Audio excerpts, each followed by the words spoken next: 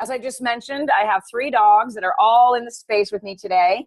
I know that a lot of people that are listening in are actually at work. That happens a lot here with health coaches. They put their earplugs in. I had one girl that used to sit under her desk and listen to the meeting. So, and I just want to thank you so much for taking time to talk to us today. I could keep you on for hours. We're going to focus on makeup and beauty and toxins today, but I mean, literally, let me go ahead and do a proper introduction of you. We've got people popping in, and it's going to continue as we go on through the next 45 minutes or so. But I just can't say enough about Liz Wolfe. She is a certified nutritional therapy practitioner and author of the Wall Street Journal bestseller, Eat the Yolks, which is in a phenomenal book still today. I still go back and refer to it. And the Purely Primal Skincare Guide, Skintervention, I think is what it was called or something. Yeah. I ordered that when it was a downloadable guide, and I still have it on my USB. She has worked in wellness with a focus on skincare since 2011. And she partnered with Beautycounter because it was a seamless addition to her wellness business. To make people aware of how the products they use might cumulatively affect their health is not hard. But finding products that perform well, which I love that statement, and are significantly safer is the challenge. People will hang on to their favorite products like they cling to processed foods until you give them a satisfying substitute. And many people simply aren't sold on the more natural, air quote, right, alternative options. Beautycounter was the answer to reaching those people while maintaining a thriving business. Everything about that statement just rings true for me and feels so authentic to what I believe as well. And I just want to welcome you thoroughly for being with us today. Thank you so much. Thank you so much for having me. Yes, yes. I want to say this. I'm new to this wellness, or to the Beautycounter space, not the wellness space, but to Beautycounter. And I mean, literally think I just got involved like September, October. Went on vacation, had the holiday, and just started diving into it. And I have to say that I love almost everything. I mean, almost everything. Me too. I mean, everything I get, I'm like, well, I wonder if this is going to be, yes, it's good. It's great. It's awesome. Yeah. So tell me, let's start off by talking about how you actually got into Beautycounter. Like, give me the, so-and-so reached out to me and I thought it might be a good idea beginning. Because that's where most people are. Yeah. Yes. I think that, frankly, if anybody else had reached out to me about it, I would have probably been like, no, I'm good. But my good friend, R.C. Vartanian she has a blog, Rubies and Radishes. She's amazing, incredibly intelligent. She's worked for, not just in like the wellness space, so she's amazing as like a wellness, I don't know, she's not a health coach, but she's a blogger. She's reversed some health issues with real food. She's a cookbook author. But she's also, before that, she worked for Fortune 500 companies like in finance. So she knows like business. Mm-hmm. And so she approached me about Beautycounter. She basically described the products to me, said, I want to send you this stuff. Not only is the product line amazing, but business-wise, it's actually a really, really solid business plan. And so I said, okay, I totally trust you, but you need to give me some time with the products. And so I did. And like you, I was like, I like everything. Yep. And I wasn't even really looking for stuff. I mean, I could have gone on happily on my merry way. Always kind of felt like it would be nice to have more high performance stuff that was still significantly safer, but but Beautycounter just stood out so much that I jumped on board, and I'm so glad I did. We're still early in the business. The company is about 5 years old, but I'm so happy that I got on board a couple of years ago. Just so excited about the way it's going. Yeah. And don't you love, coming from the perspective of, and I don't know your current standing on multi-level marketing and all of that kind of stuff that's out there. That's one of the main reasons why I was introduced to it a couple of years ago too. And I was like, no, I speak so strongly against multi-level marketing in different areas, right? I'm talking about food and supplements and things like that, because I believe in that whole food lifestyle. So it was a natural for me to say, no, I'm not interested. And then it came my way again and again and again. And as you know, Christine Rudolph, she and I are, I mean, she's like my soul sister, but we're both equally picky about what we put in our mouths, what we put in our skin, and what we believe in. And when she approached me, I'm like, okay, there's got to be something to this. And that's what led me into it as well. So talk to me a little bit about let's talk about how you spent time with the products, and how you spoke about the products that you didn't try. So what if somebody asked you about something that you were not familiar with? How did you still support Beautycounter? Because I'm in that position right now with the business. Yeah.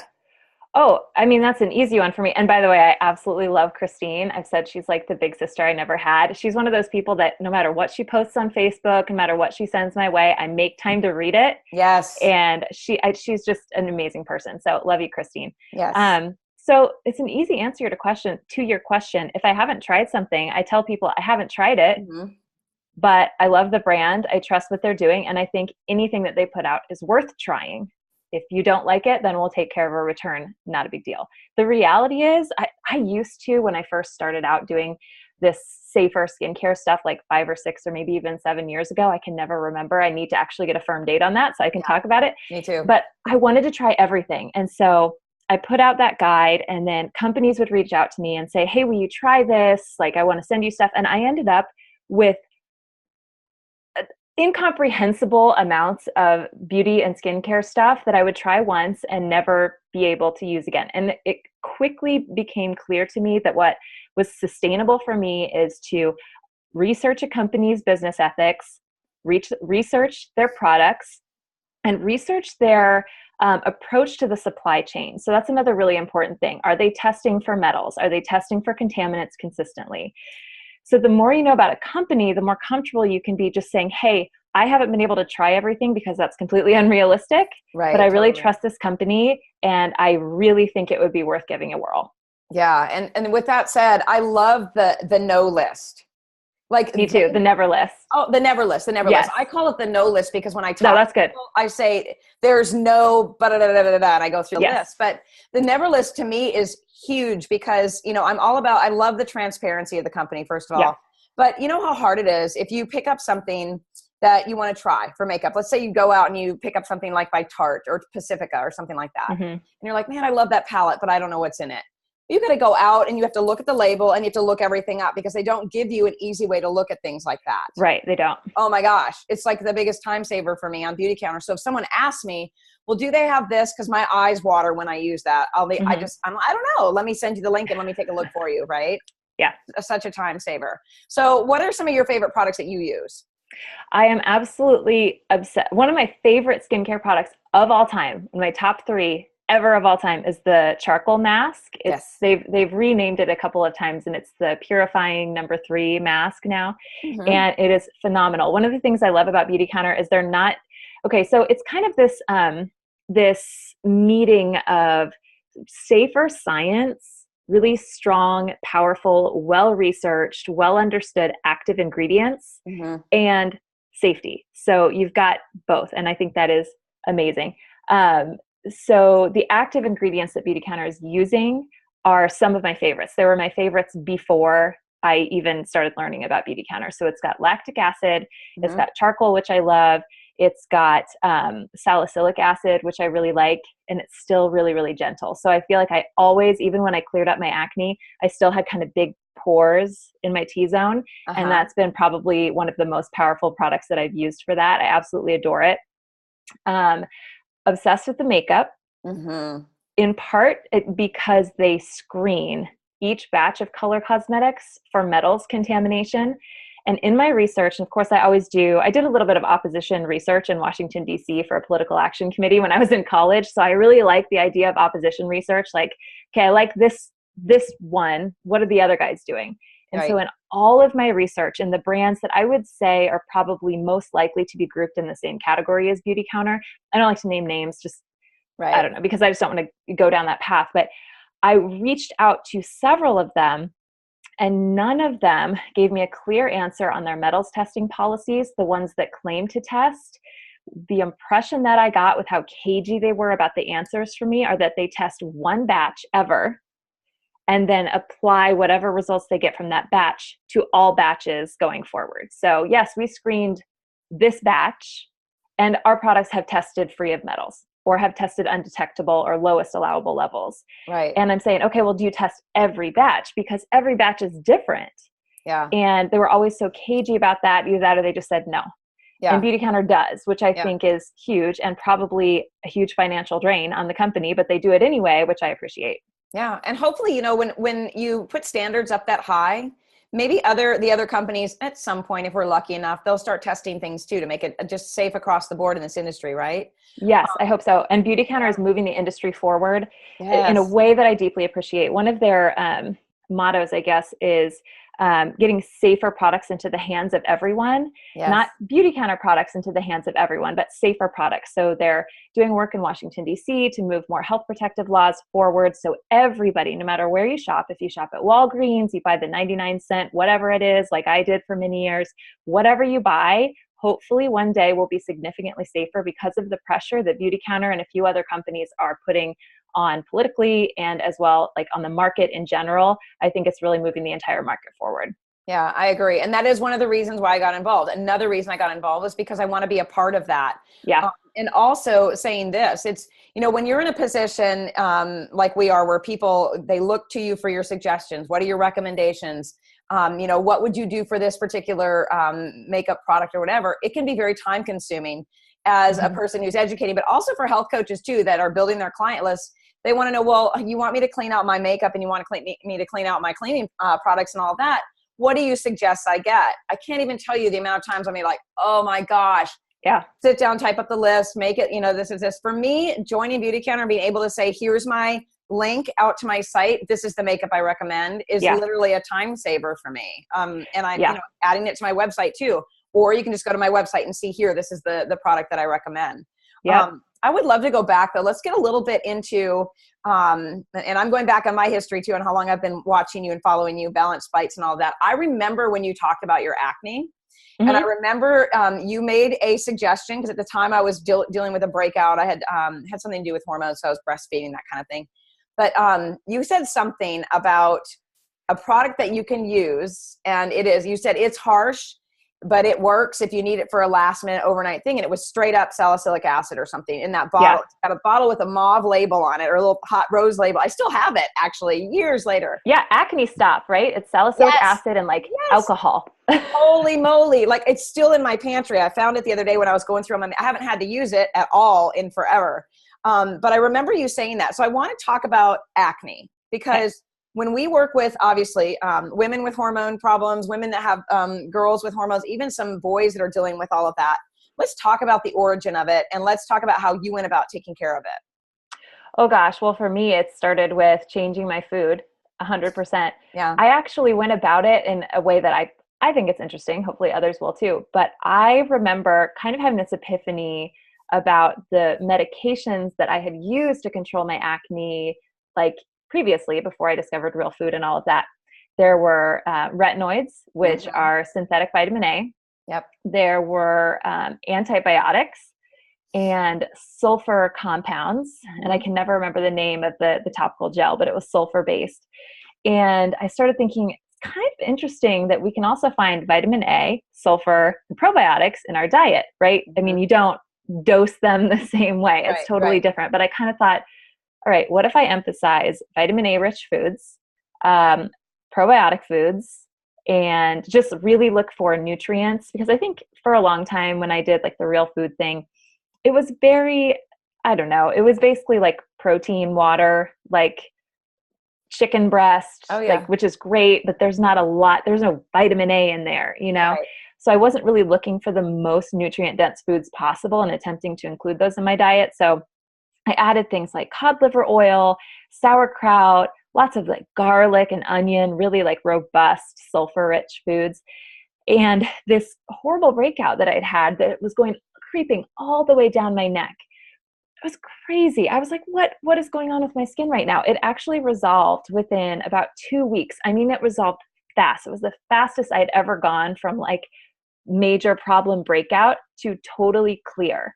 Wow. And it blew my mind. I think there were other things I added in there. I think I did some brewer's yeast and a couple other things that had some nutrients that I was looking for, but it was absolutely amazing. And so that's when I really started to think about the power of really nutrient dense food. And of course you can't forget digestion. You need healthier digestion. You need to heal your gut. So all of those things are really important. And then on top of that, we need to be thinking about where hormone disruptors come from, because as we know, acne is generally hormonal. Yes.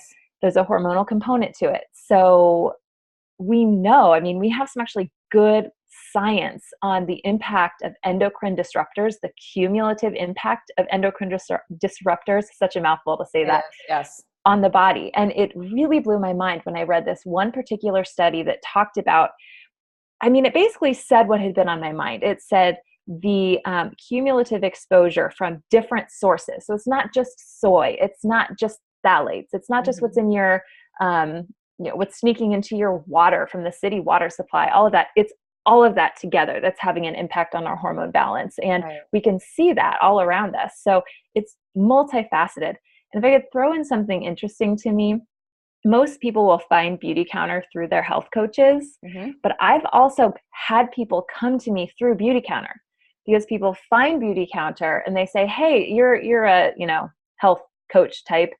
What do you think of this brand? I have acne. And I'll say, oh, it's an amazing brand, but you also need to look at your food and your digestion. Yes. So that's been pretty incredible too. I love that you just flip that backwards, really, because it's so true. I mean, how many times people have, reached out to me, even back when I was personal training, they came to me for exercise, but once they started exercising, they're like, wait a minute, I need to look at this, this, this, and this too. It's like a whole picture.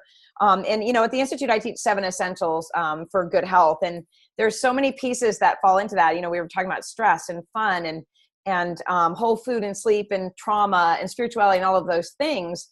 And I almost feel like the environmental toxins and the toxins that affect our endocrine system can be found in every single one of those things.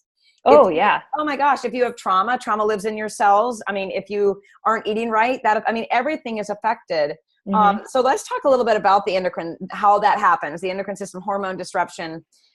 Because we do talk a lot about estrogen dominance and the estrogen load on the liver and all of those kinds of things. Do you have any studies or any idea about just how much you're impacted just by removing those things you're putting on your skin, your face, your body? Like, what kind of an impact can that make on someone's life with all the other things swirling around us as well? Oh gosh, it actually can make a pretty significant impact. I'm blanking on what I was reading on this topic, but it had something to do with maybe it was young girls and the rapidity, like how quickly they could clear some of these substances from their systems. I'll have to see if I can find it and shoot it your way. But I remember being like, wow, this can turn around relatively quickly. Another cool thing about, Christine just said I can find that piece. Okay, Christine knows what I'm talking about. Yeah, she probably is the one that shared it with me in the first place, really. The other thing that I think is really cool is that we also know that certain compounds from real food can help us clear these environmental toxins more quickly. Sulforaphane from broccoli and broccoli sprouts is one that can be a really powerful detoxifier. So, I mean, once you kind of bring your diet and your lifestyle up a notch, you really can start clearing these things from your system. Yeah. And, I think the younger girls probably have an easier time because, as we were talking about, the accumulation and cumulative effect is not as high on them as it is for some of us that are in our 40s, 30s, 40s and have been exposed for longer periods of time. And their overall metabolic function is better. They're probably clearing things more quickly. Yeah, I would agree. Okay, so talk to me a little bit about how a health coach might be able to take this model and add it to their business in a way that makes sense and something that's not too complicated with technology and things like that. Can you give us an outline of what that looks like? Well, this could very easily be done passively. So once you're all signed up, and I want to make the point that we talked a little bit about the MLM thing at the beginning of our conversation. I would never have gotten involved in this company if it had any of that stink attached to it. Very, very honestly, this is the only, and we call it a direct sales company. The thing that really stuck with me was that you don't have to buy a certain amount of stuff every month. You hardly have to buy anything at all to become a consultant. And the reward is perpetual and continuous. And I've seen this over the course of 2 years. I've said Beautycounter is my retirement plan several times. Really? That's great. It's fueling a lot of my other passions, which is amazing. But I digress a bit. But that's one of the things that I really, really love about it. Some health coaches that do their work online are probably familiar with affiliate programs, where if you're recommending something consistently, you can sign up for an affiliate program and get a commission recommending that, which I think is wonderful. I would say that Beautycounter can function a bit like an affiliate program on steroids, which is wonderful because not only do you get a very large commission on products compared to standard affiliate programs. For example, I think Amazon Amazon's affiliate program is like 7 to 9% commission. Oh, Christine found it already. Yay. Thank you, Christine. This commission is between like 25 and 35%, depending on where your business is, Right. which I think is wonderful. And you also get repeat customers. They're permanently tied to you. You introduce someone to Beautycounter, they're your customer perpetually. So that's pretty amazing.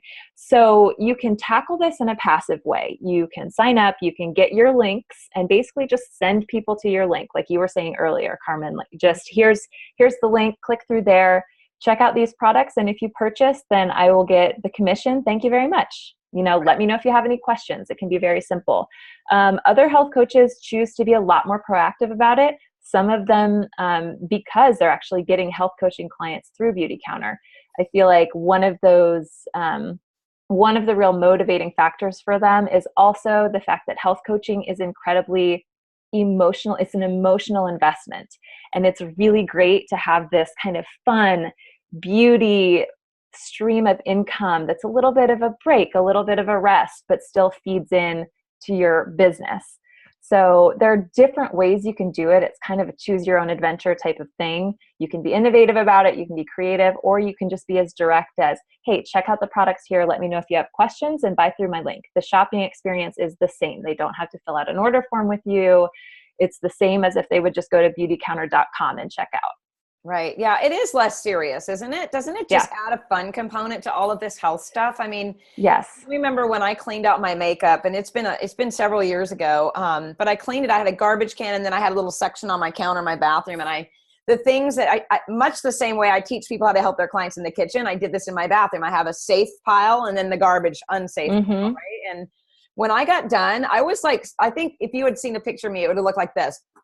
I had nothing left. I think I had like one little tube of chapstick and like a thing of moisturizer, but nothing, everything, even like, some of the companies like Burt's Bees, that all natural, you think it's all natural, this, I threw away a bucket of that because it had things that I didn't want to be using.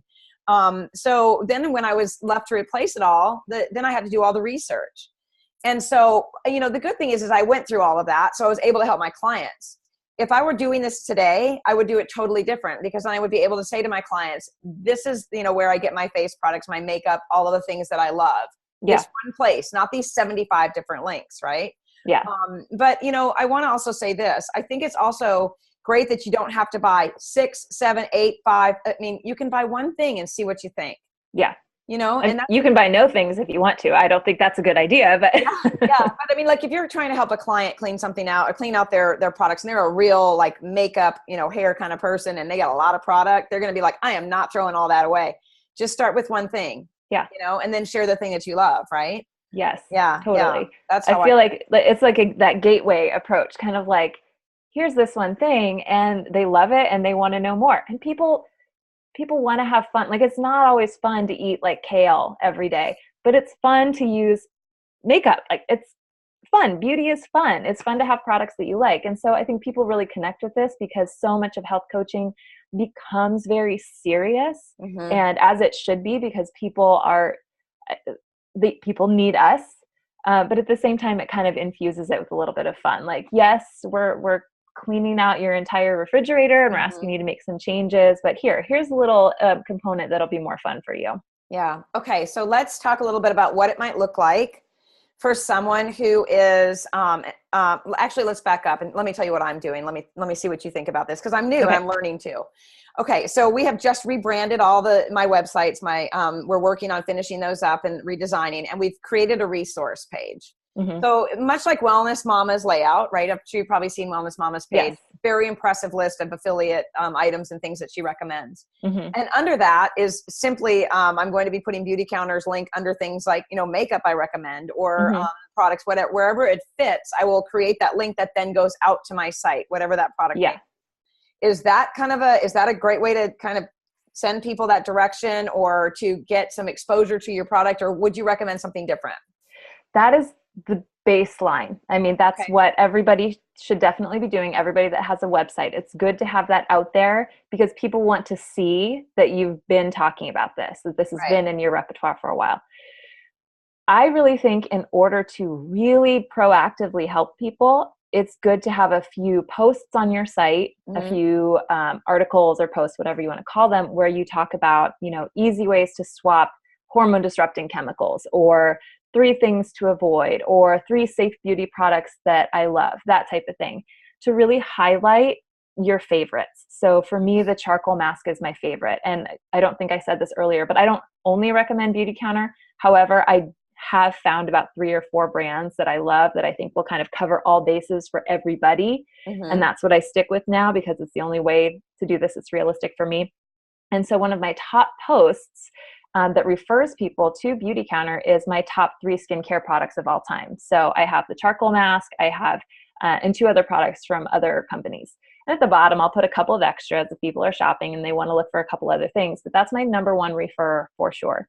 Right. And you can kind of progressively become more involved with it. For me personally, I started somewhat passively, but the return on investment was so incredible that I got even more excited about it. And I was like, this is worth putting my time into. We were talking before we started the conference call about how I have a project in the works for moms and babies, but I wanted to do it right. And so right now, Beautycounter is funding my entire research team for this project, and it's phenomenal. So I really just saw the potential in it early on. And so I added layers and layers of how I was reaching people, how I was talking about it, consistency on social media, on Instagram stories. I mean, it really is kind of choose your own adventure.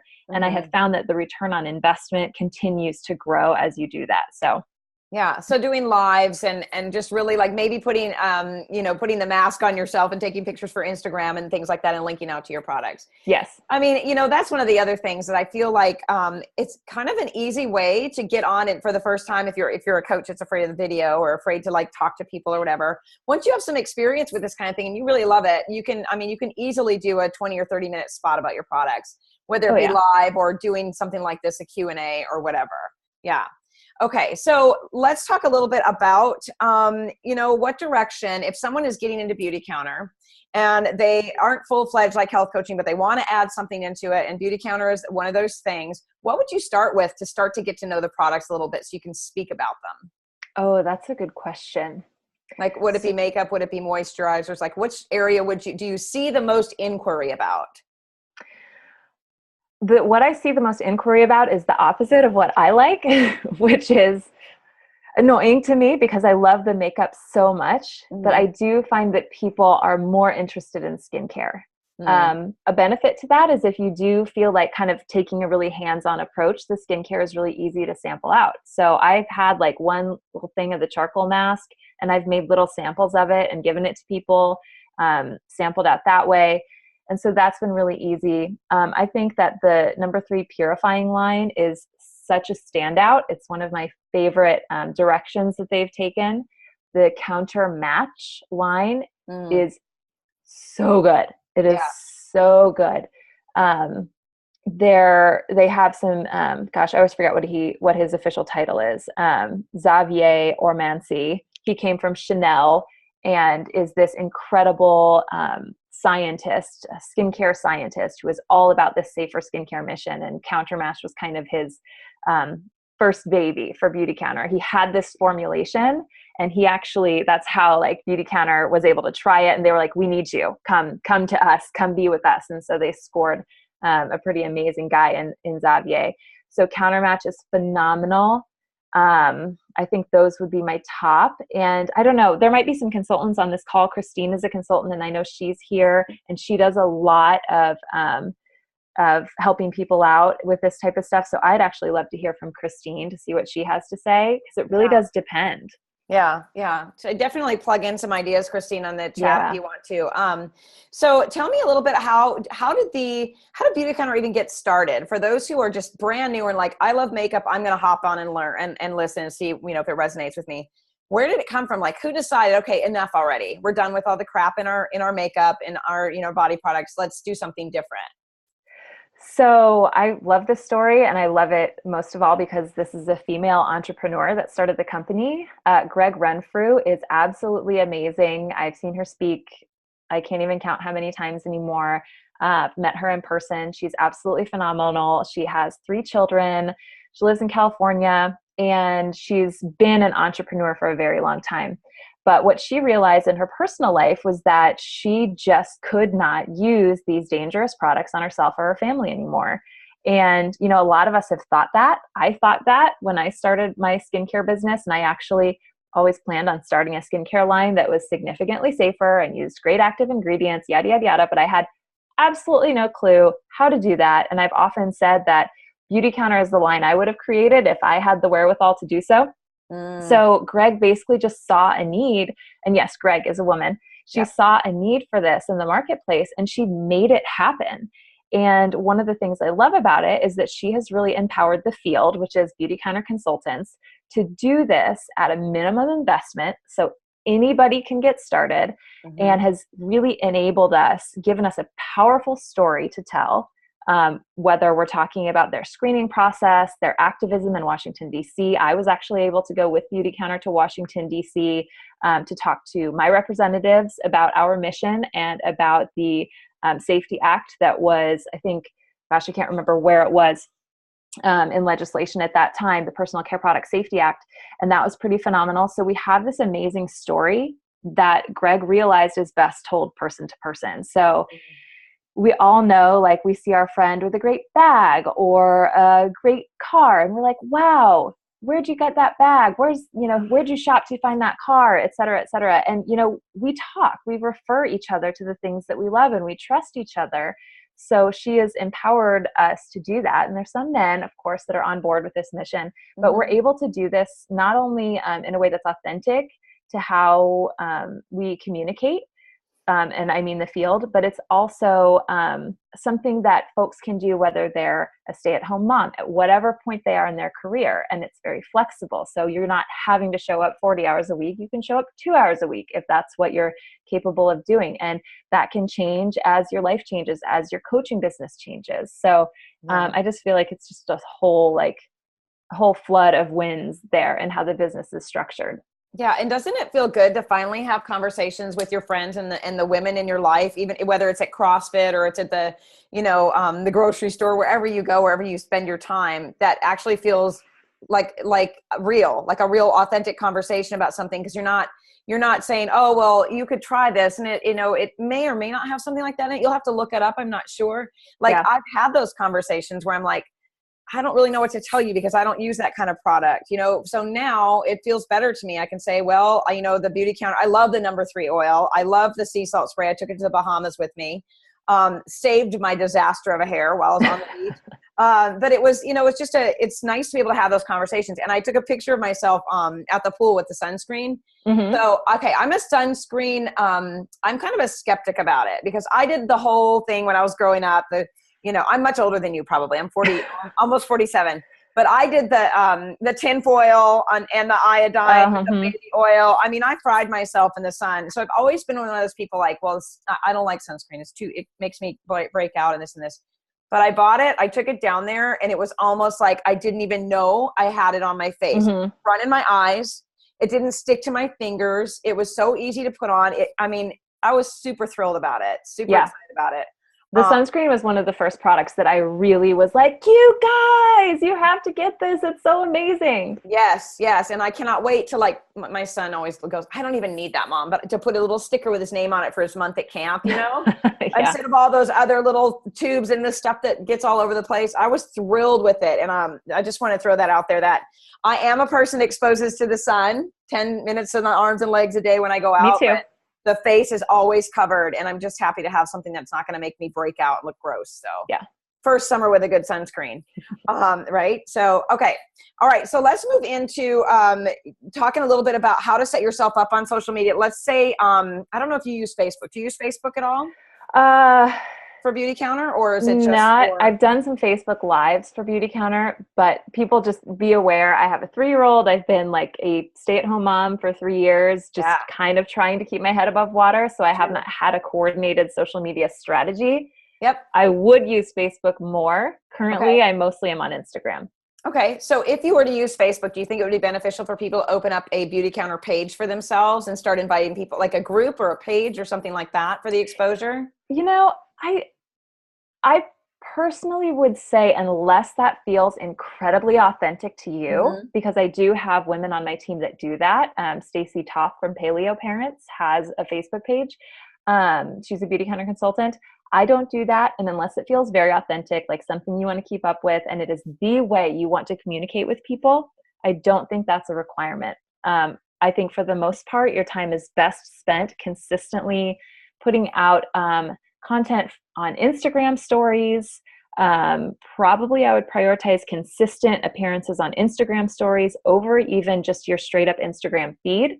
Maybe you take the best of your weekly stuff and put one thing on your Instagram feed. That's what's been most powerful for me. I think someone that's really worth watching on Instagram is Cassie Joy from Fed and Fit. She's a Beautycounter consultant. And Diane Sanfilippo, she's also a Beautycounter consultant. And I don't want people to feel like, well, gosh, these health coaches are already on social media. There's, we don't need anybody else talking about it. Yes, we do. There's absolutely room for everybody, but I think it's a really good idea to kind of watch how they do things on stories and see what might be possible for you. What about that? You don't have to do exactly what they're doing, but what about that feels, like that feels right for me. That's something that I could do, or I could kind of tweak that approach this way. I think the most important thing is that you're sharing authentically and not necessarily selling. I don't think anybody likes to be aggressively sold to, whether it's from a multi-level marketing business or any other business. Right. So I think the most important thing is that you stay authentic. You show people how you're using the product or products consistently in everyday life, what you like about them. And most importantly, one of the things that's just drilled into us from the beginning is that Beautycounter is an education first company. So what we want to make people informed about is the dangers of endocrine disruptors, the state of health regulations in the United States, our never list, all of these different things. People just need to be educated. And once they are, chances are they're going to come around to Beautycounter on their own. Right. And that's great. I did a live on this a couple of weeks ago about endocrine disruptors and our skin being the largest organ, and what you put on your skin goes into your blood and your body and all of that. So this is a good point to kind of have that conversation a little bit about how, health coaches can integrate this into their daily life or into speaking to their clients by talking about what, and I'm not saying like get all geeked out in medical, terminology and all that, but do the 101s on what the endocrine system does for our bodies, and then what things that are happening to us, how it affects that endocrine system. And then you can link out to your Beautycounter product if you want to. Education for me, it's always been about how do you provide value to people, and then on the other end of it, they can find their way to the products that you want to sell or that you believe in. So always provide that value. Always be talking about how to make this, how to help people make their bathrooms a cleaner place. Whatever, or their makeup or whatever it may be. And then you can kind of just lead to the link of that, wherever you want to sell your products, right? Yes. Yeah. 100%. Because people are listening, I think that's the sale you want. You want the sale that comes in from someone who has been educated by you, who trusts you, who has taken their time to come around to order, because those are the people that reorder. Those are the people that are your customer for life. And they're the ones that call you and say, hey, I think I want to be a consultant too, Yeah. That's the way to go.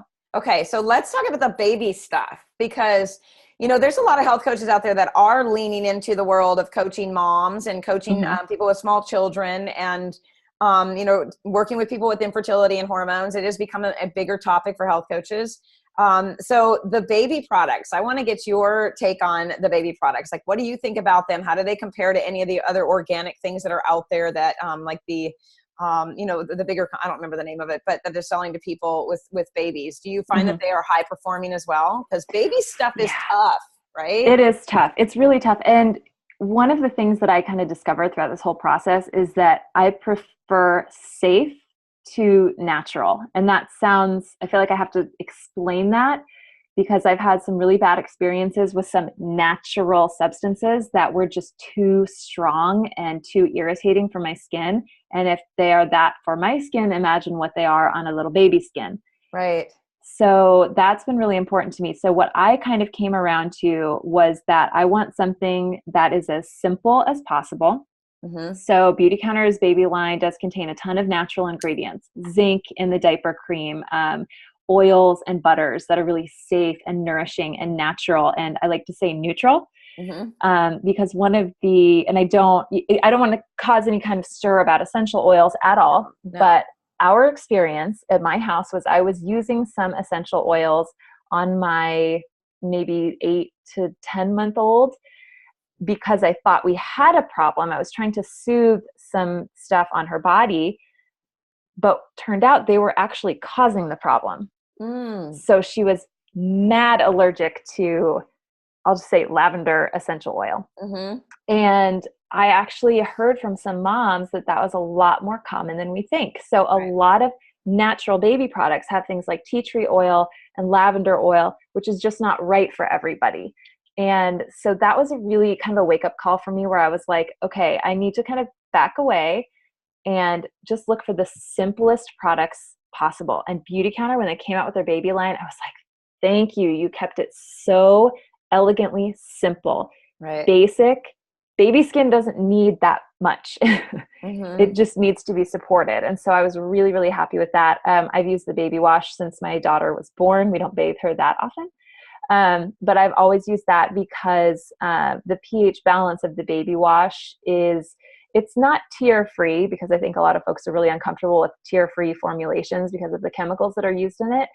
But it is more pH balanced so that if something did get in the eyes, it would not hurt as badly as something like Castile soap. So that was big for me too. Okay. You're going to have to explain the safe, the natural thing then. You said, I feel like I have to explain it. I want you to, because I remember reading something you wrote about this that was like, oh my gosh, I never even thought about that. It made so much sense. So can you go into that a little bit? And I'm going to pull up the chat while you're talking to us about that and make sure. Absolutely. I'm seeing lots of comments come in. So this was a really tough one for me to come around to, because I was like the natural skincare girl for a really long time. It was oils and extracts, and that's it. Like, we don't need anything that a scientist created or that was made in a lab. And then slowly over time, I mean, this was in my 20s. I cleared up my acne and I looked great for the rest of my 20s. And then my 30s hit and I was like, I think I want something a little bit stronger than coconut oil. So I started learning about active ingredients. So green tea extract, for example, which is an amazing antioxidant. It's also proven to mitigate oil production as part of like the generation of acne. So green tea extract can be really, really powerful for acne. Salicylic acid, CoQ10, like all these amazing, like they're nutrients. They're these amazing nutrients that are so good for our skin. And I wasn't finding them in the quantities that had been researched to be effective for the skin in natural skincare products. So what I was doing was I was formulating my own. I was ordering pure CoQ10 and adding it to my oils. I was ordering green tea extract and aloe vera extract and adding it and kind of trying to customize my own formulas, which I just don't have time to do anymore. And so over time, I kind of started wanting that. So I would kind of stack my natural stuff with the safer, scientific, active ingredients. And that was kind of my approach at the time. And then I had this epiphany after the whole like lavender oil disaster of 2016. And what I was realizing was that nature gives us the most amazing things, but we have to really be as educated about these concentrated natural compounds as we are about these more scientific compounds. So what we know, whether we're talking vegetables or skincare, if it's natural and it's grown in the ground, the active constituents in those, I guess I'll call them products, in those oils or essential oils or whatever it is, the active constituents that we find in essential oils, for example, are present in varying amounts depending on the climate they're grown in, the country they're grown in, the soil they're grown in. And we can't necessarily know what is in each batch from batch to batch. So one person can react fine to an essential oil and they'll get another batch and they'll react poorly to it. Okay. So I am in no way saying we shouldn't use essential oils. I have hundreds of them in my home. It is part of my regimen, but I am definitely much more careful with them and much more respectful of their power than I was previously. So what I started to kind of become drawn to was active ingredients with a robust like suite of science behind them. So green tea has been researched extensively. You can standardize that and you can put it in a skincare product at a level that is known to work. Same with CoQ10, same with salicylic acid, same with lactic acid. All of these are like sciencey, but we understand them well and we know how to add them to skincare. Been done for a long time. It's very well researched. So that's what I mean, the difference between what we know about certain compounds and what is somewhat unknowable about other compounds. And I incorporate both.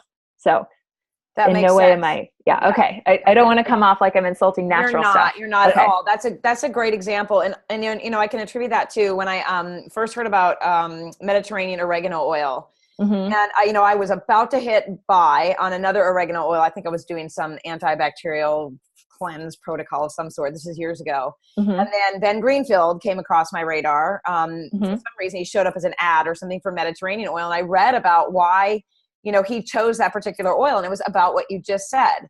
Mm-hmm. About the climate it was, it was grown in and all of that. It makes a huge difference.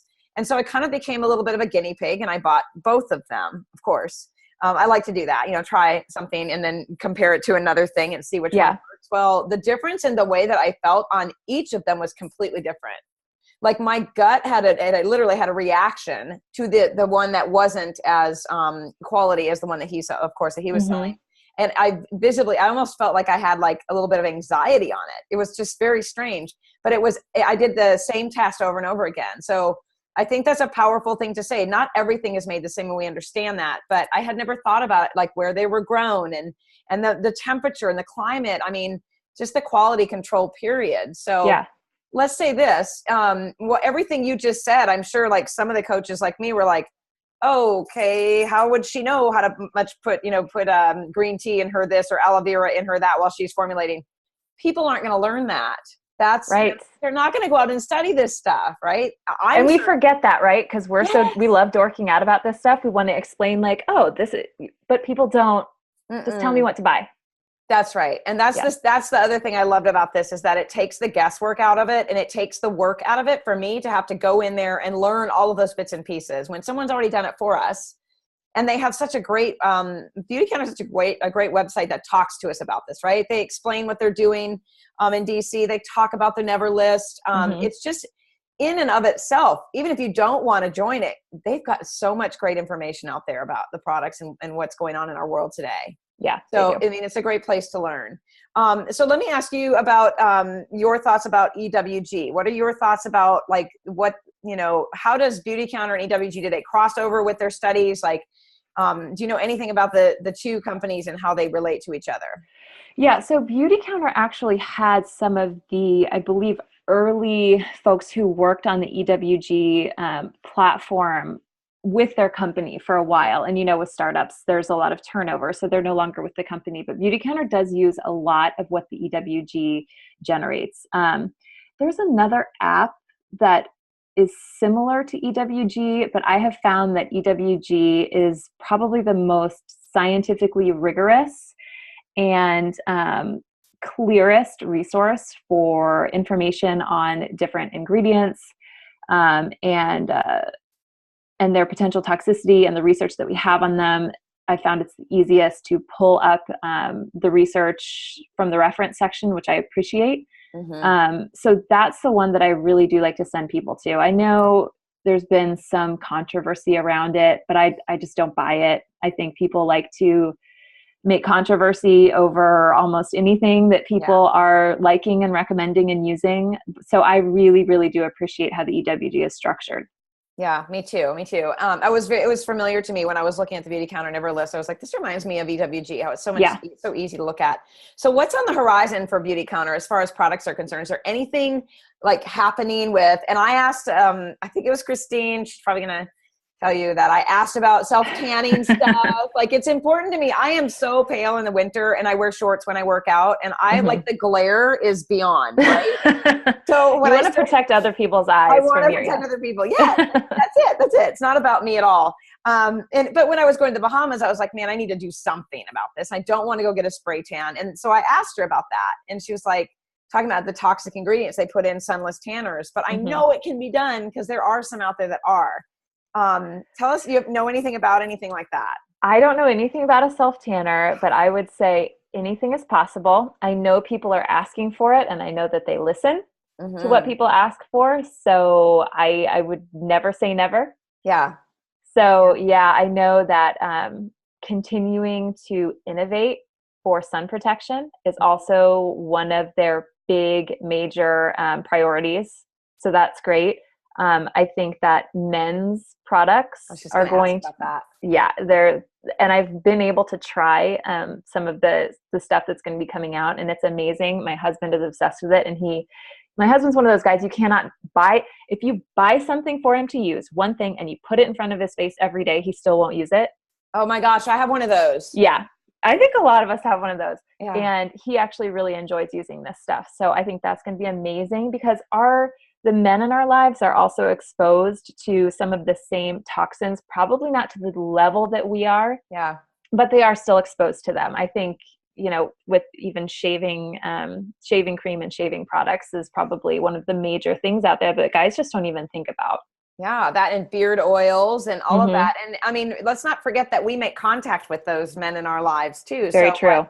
We put on our skin or on our face, or we use our children, our spouses, our animals, they're touching us, and our skin absorbs everything. And, I never thought about it that way when it came to, things that you put in your hair and things that go out into the air until someone was talking about topical hormones or something like that. And they were like, someone was having a webinar about it, and they're like, now you have to make sure you don't make contact with anyone or any of your animals because they will absorb the hormones. I'm like, well, that's crazy, but that's anything that we spray or put on ourselves, right? Yeah. I think Christine just put a post in the chat about phthalates, which are, you find phthalates in a lot of things. They're like plasticizers, I believe, but they're also the word, just because you don't see phthalates on the label doesn't mean they're not there, because they're hidden in words like fragrance.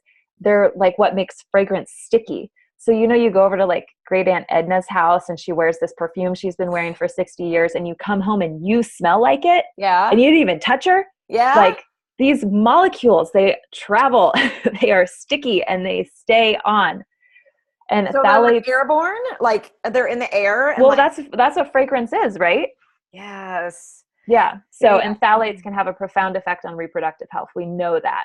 Yeah, totally. And, I think about this, I tell this story, and we're getting up on the hour, and I am going to look over here and make sure we're not missing questions. Christine's doing a great job of answering things.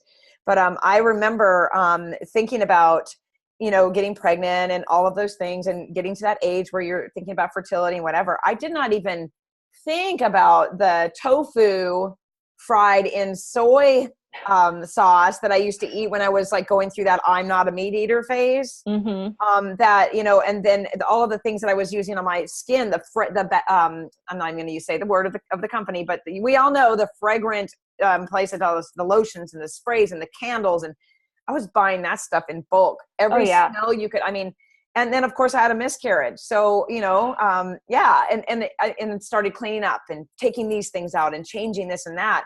And it took a significant amount of time for me to get pregnant and carry a baby to term. I know that those decisions I made in my past probably impacted what happened to me at the front end of trying to get pregnant. I know it did, because I was living that standard American fragrant, lifestyle where I wasn't paying attention to the things I was using or eating. So it makes sense. Yeah, it does make sense. It does. Yeah. So thankfully we have a little gluten-free primal miracle downstairs. So at 13 years old, but okay. So let's look at this real quick. So I know you're having a snow day. We are definitely in the middle of snow, school out probably the entire week, but that's okay. All right. So we have some questions. Someone's asking about the charcoal mask. I believe it's Sandra is asking if it's good for more mature skin.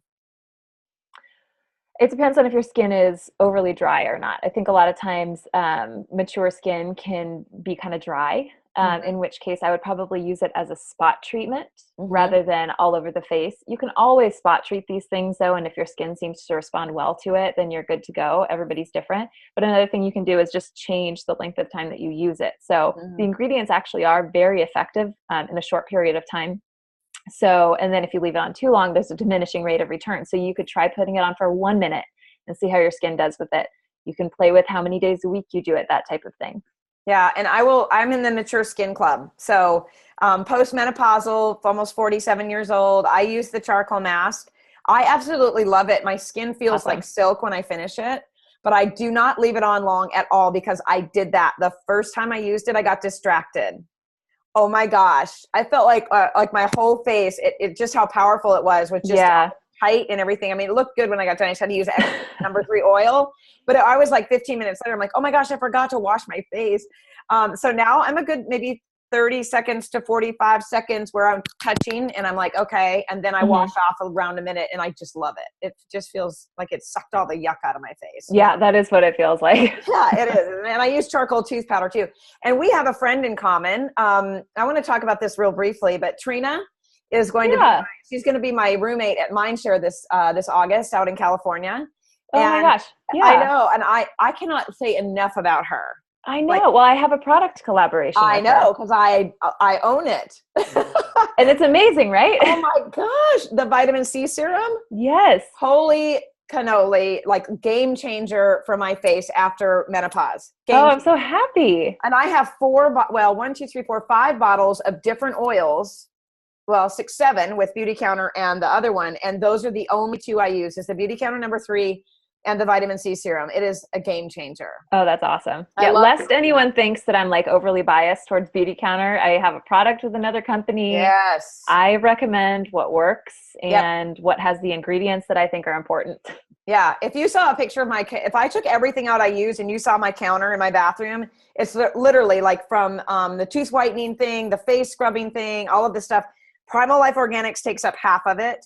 Beautycounter takes up almost the other half, and then there's my husband's little tiny spot right here. Me too. Yeah, that's what it looks like. But anyway, I just love her. I think she's amazing. Just she is. Products and everything. So, okay, so let's see here. Christina's telling everyone that her clients start small with 1 or 2 products. And she's saying among the moms, they will swap out their kids' line before they swap out their own products. Yeah, isn't that amazing how we do that? We don't put the mask on ourselves. We put it on our children. Like when you're in an airplane, save yourself, right? But we're like, I want to make sure my child has everything that's best. And I'm loving that Beautycounter is shifting that mindset too, that we deserve to have those things for ourselves as well, just like our spouses and our children and our animals do.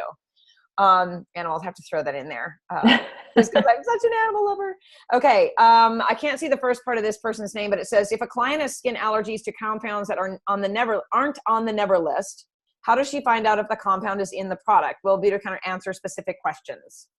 Yes, they will. Their customer service is very, very helpful. And they also have all ingredients disclosed very clearly on each product listing on the website. So if your client knows what that product is, and if it goes by any other names, which is a quick Google search, you can do it on their behalf. And then you just go in, look at the product and see if it appears on the ingredient list. Yeah. And sometimes, if it were to appear, you could reach out to customer service and find out why. That's I always want to know, okay, well, why do you use this? You should get a good answer. Yeah. And that's a great thing. And I think that's one of the things that this might be helpful for people who are afraid to ask. The never list is something that they can just go out and look at. I know a lot of people are afraid to question products that they want to use or that they're using, afraid of offending people or whatever. But when we ask, it's how we help people grow and be better.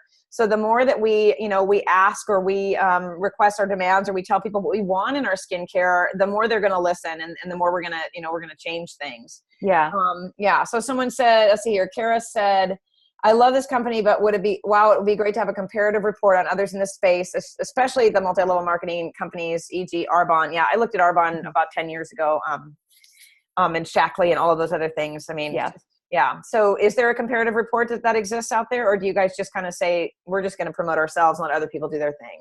Beautycounter's line has been, we don't talk about other companies, we don't compare ourselves because there's nobody doing what we're doing. Yeah. And I have to agree with that. I think that I would agree with that even if I wasn't involved in the company. I've kind of done my own sleuthing and I still feel that way. So yeah, that's good. That's a good point. I mean, it is. I mean, the results and the people speak for themselves and the transparency as well. So how do we find the awesome vitamin C cream? It's a serum, you guys, and I will send out my link for Primal Organics with the replay, and I'll post it in all the groups as well. Is the vitamin C serum also good for acne and pores? Claudia's asking. It looks like we're frozen. I wouldn't say that that's what we target it towards. What's that? It was frozen for just a second, but go ahead. You said you wouldn't say that's what you target it for, but. Yeah, I just got the unstable connection thing too. Sorry about that. That's Hopefully okay. You can hear me. Yep. Yeah, it's not what we targeted it for. It was more of an anti-aging, revitalizing, brightening serum. Mm-hmm. But I do have a couple of folks with acne prone skin that use it, I think what they appreciate about it is how light it is and how well it absorbs. It doesn't sit on the top of the skin. Yeah, it does not. It is literally, I have a routine with it. I will put it on and then I will go in and I'll get my clothes on for working out and I'll come back and then I'll do my touch up with my dew creams, my dew stuff for moisturizer to cover up some of my imperfections before I go to the gym. Like that's all I wear to the gym. I got to cover up some of the old lady stuff, but it's literally already absorbed into my skin when I'm done with it. Yeah. And I have to say this, like, I can't isolate it to the vitamin C. I can't isolate it to the Beautycounter stuff either way, but I can say this: in the last, I would say 12 weeks or so, I have had one pimple, whereas I was breaking out constantly. Like every week, I'm like, what? I even went to the doctor. I'm like, what is happening right here? He was like, well, honey, you are postmenopause. I'm like, no. I've been postmenopause. What is this? And she was like, maybe it's the products you're using. I'm like, but they're all organic and natural. And she's like, I don't know what to tell you. I stopped using all of them and started using this, and literally like hardly at all. For someone my age, I should not have pimples. Like this is not. That's how I feel. I just get pissed off when I have the pimple. I'm like, I've been through this. I'm supposed to be done. I know. Exactly. So, Christine says your skin looks amazing. It's looking better because it's getting hydrated and everything is changing. And even, with it being, I think it was colder here. There was the Patriots Titans Tennessee game was last weekend. It was colder here than it was in Boston. And when the weather gets like that, usually my face just kind of shrivels, my lips start to crack, my fingers crack.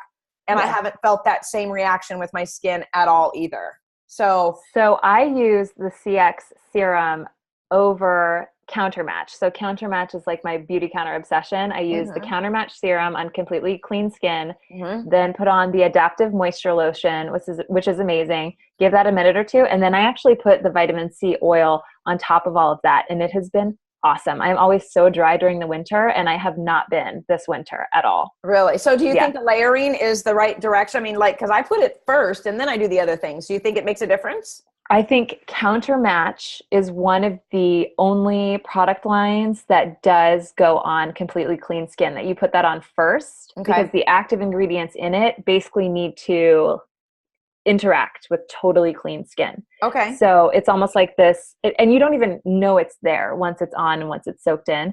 And this is how it was actually designed. This is how Xavier designed it. So it's not for all products. Usually, I think you usually do, well, now I'm drawing a blank, but anyway, Countermatch is kind of special in that way. Right. Okay. So tell me about your nighttime routine, and then we'll wrap it up. What do you put on your face at night? I'm better about the morning routine than the nighttime routine because I'm tired. Yeah. But my routine right now is to do the Countermatch. I cleanse, Countermatch serum, that's from Beautycounter, Countermatch adaptive moisture lotion, also from Beautycounter, and then either the vitamin C serum from Primal Life Organics or the coffee bean serum from Primal Life Organics. And I love that too.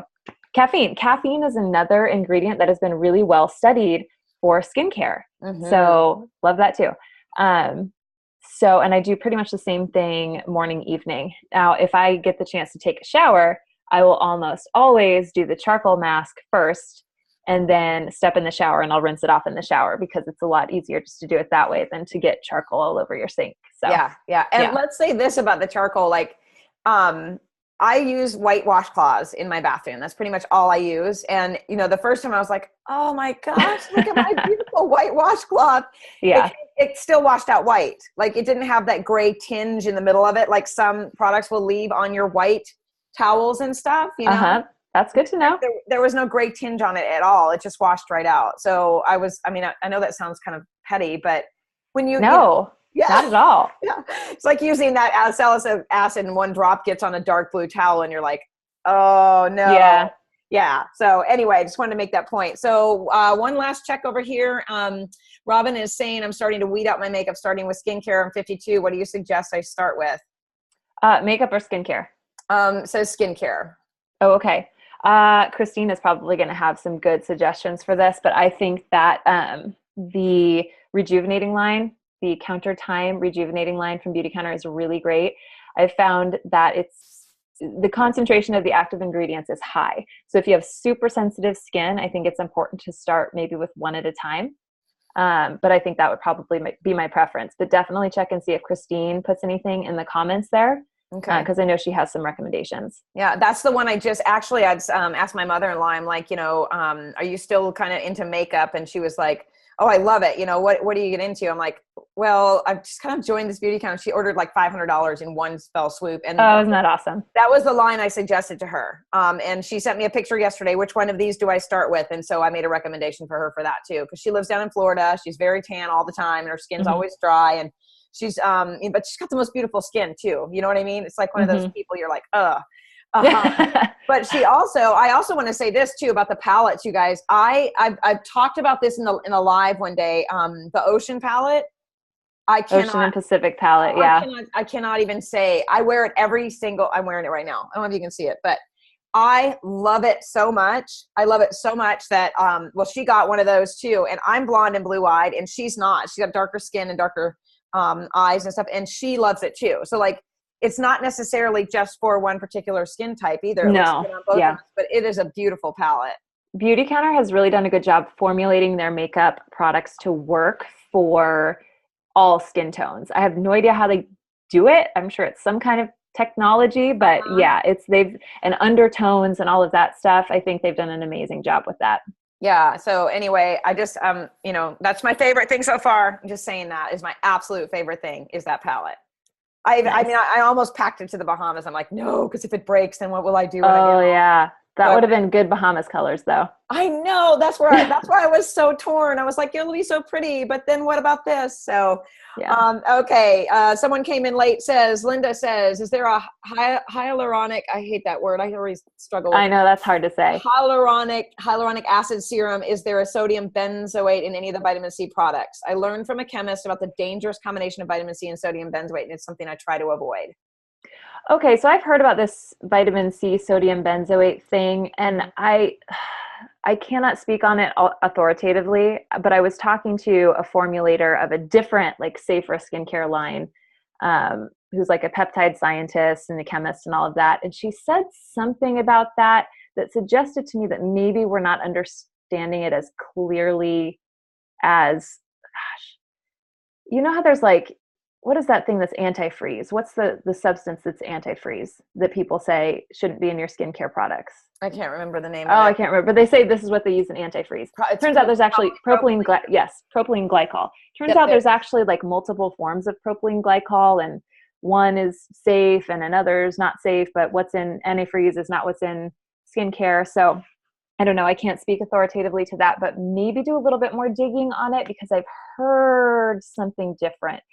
But I don't know if there's sodium benzoate in the vitamin C products. That's a really good question, and you would have to check the ingredients list to find out for sure. I don't think that that's what they normally use, and I can't imagine they would. Christine might know if that's on the never list or not. My brain is just so saturated with this stuff that sometimes they can't pull the little details out quickly enough. Yeah. On the hyaluronic acid question, yes, the Rosewater Mist has hyaluronic acid. I believe there are a couple other products that do. You might need to look for not hyaluronic acid, but sodium hyaluronate. That's the form of hyaluronic acid. Like basically when it comes into contact with the skin, it converts into hyaluronic acid, but the stable form is sodium hyaluronate. So if you were looking for it on the labels and you saw sodium hyaluronate instead, it's the same thing. Yeah. And I use the Rosewater Mist and I don't have any reactions with it. And I tend to have some, my skin tends to be a little bit more sensitive. Since going through menopause, hormones changes your hair, which becomes curly when it was flat all your life, and your skin. Well, that's cool. It was crazy. Yeah. It just gets curlier and curlier every year since menopause. It was so straight. When I was little, I used to sit in on a stool and get a perm. Do you remember the perms or whatever? Yeah. I would wake up the next day and it would be flat. And I'm like, what happened to it? And then my mom was like, well, it's just a body wave. Well, now I can't straighten it. I mean, like you can see, I could try to, but look at the curl. It just keeps bouncing up. I mean, it's unbelievable. I've never seen anything like it. Everyone that sees me, they're like, oh, have you always had curly hair? I'm like, no. The last 3 years, it's been crazy. But wow. Anyway, yeah, things change. So Christine's putting great tips in here. Countermatch Intense Moisture Serum, Recovery Sleeping Cream, both have hyaluronic acid. And she's saying, yes, that she recommends the same thing you do, rejuvenating for anyone over 35, unless you're ridiculously sensitive. So perfect. All right. So it looks like we've kind of rolled through all of the questions, and I know the things that I wanted to ask you, we covered. So, I mean, again, I just can't thank you enough for this information. And I'm just excited to be involved in it and starting to get my feet wet too. And I've got someone that pretty much runs things for me and throws things my way. And I'm getting to learn as we go too. Mm-hmm. So, any other tips for not just health coaches, but anyone that wants to get in and make some passive income? Oh gosh, well, just reach out and let's talk about it, because it really is easy. The return on investment is amazing. I've said this many times that Beautycounter has an incredibly respectful consultant structure and compensation plan. It respects us and what we're able to do. So I've always appreciated that. Okay, good. You know what Claudia is saying, she said, building a team, like any tips on building a team, any, thing that you suggest for that makes it easy for people. Well, I do want to throw out there that there is no requirement to build a team. So if you are happy just making a high percentage commission on the sales that you directly refer, you can stick with that forever and ever, and that's totally fine. So I know that that's a big concern with people when they get involved with direct sales or MLM type companies, is that they can only sustain a business if they're actively building a team. And a lot of us just don't have time for that necessarily, and it's not in our long-term goals. So if you don't want to structure your business that way, you don't have to. Yeah, I have found it incredibly rewarding because I actually like helping other people make money. Yeah. Even more so than I like making money for myself. So I like it when we're all in it together and we're all, we're taking on this mission, and, working for yourself online can be a little bit lonely. So it's always nice to get in on a mission with multiple people. Yeah. So building a team, it happens authentically. People love the products and they say, gosh, I've introduced this to so many people, I should really be a consultant myself. So it happens that way. A lot of times you'll know somebody that would be so amazing for this mission, and you reach out to them and ask them if you can provide more information to them about it. It really is an easy, I don't want to say sell, but I'll say sell. It's an easy sell because Beautycounter does make it so simple to get involved. The overhead is low. The requirements of you are low. At the same time, I do want to throw out there that there are benefits to jumping into something whole hog. So I wouldn't necessarily recommend starting your business with a charcoal bar. If that's what you have to do, then that's totally fine. But I do think sometimes putting a little bit of extra skin in the game and, buying a few extra products or buying one of the starter sets is a really good idea, and it keeps people accountable because they do want to earn their investment back. But again, not required. Right. And that's another thing I love too. Let me just say this, the pushiness of usual, people in multi-level marketing, and that poking you for get involved. And it's just so icky. It gives me that ick feeling. And I never, ever got that. I was approached by 3 different people that sell Beautycounter, and it was never that way with any of them. It was like, I'm here when you're ready, or just as a reminder, we've got some great things coming up if you're interested in talking. It was never anything that made me feel uncomfortable. And so, again, another reason that I got involved. So, and that's top down. That's like totally. Beautycounter corporate is very much saying, like, we are education first. This is how we share. Like, we are not that company. Yeah. Value first, value of education, and then everything kind of falls downstream. Yeah. So if anybody wants to get in touch about this, Dawn is sharing my link in here, you guys, if you want to look into it. If you want to contact me directly, I'm going to give you my immediate email, which is carmenhunterhealth@gmail.com, which is different from the Institute support email. So email me directly, carmenhunterhealth@gmail.com, if you want more information. And there's one last question here. It says, let's see here. Are there different products in Canada than the US? Is there? I'm not sure what that question means. Oh, no, we're in Canada. So the website is different. It would be .ca, I believe. But most of the products are the same. I think even the SPF should be the same, I think. Okay. Not the sunscreen, as Christine's saying right now. Yeah. Okay, perfect. All right. Well, I will let you get back to your snow day and your daughter. And again, just thank you so much for everything, and just for having an organic conversation about all of this, and bringing some light to this, because that's what it's really all about, in my opinion. We're speaking to other people on here that aren't health coaches too, but, just to say this, that, when one person makes a decision that they are no longer going to tolerate, toxic things on their skin, or, not going to just go with something because it's what they're used to, but we make a shift, then, you can find if you look over your shoulder, that people are shifting behind you as well. I mean, you can be an influence in a way that doesn't feel icky. And this is the way that I choose to do it. So Thank you, Liz. And thank you, Christine and Dawn and everyone that has participated today. And I just really appreciate it and hope to have a conversation with you again someday when we're not, when our lives are not so crazy with overwhelm, right? Yes, I'm glad we were able to do this. I know we tried. We so tried in 2017. We did. We did, but we made it happen. And we did. Just thanks so much, Liz. It was finally nice to meet you face to face. Yes, you too. And thank you. All right. We'll see you later. Bye, everybody. Thank you.